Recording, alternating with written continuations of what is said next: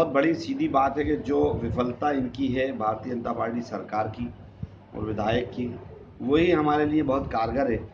हम इतना ही काम करने का प्रयास करेंगे कि तमाम मतदाताओं ने जो पीड़ा झेली है 5 साल, तो उनको बताने का प्रयास करेंगे कि आपने एक बार इनको अवसर दिया था, जो छल कपट आपके साथ हुआ है, अब दोबारा मेहरबानी करके इनको मौका ना दे। मेरा लक्ष्य भोपाल का विकास है, भोपाल को खूबसूरत बनाना है और भोपाल में जो भी अव्यवस्था उनको व्यवस्थित करना है। भारतीय जनता पार्टी अगर आरिफ अकील के खिलाफ अपने में से कोई उम्मीदवार तलाश नहीं कर सकी तो चुल्लू पर पानी में डूब के मर जाना चाहिए।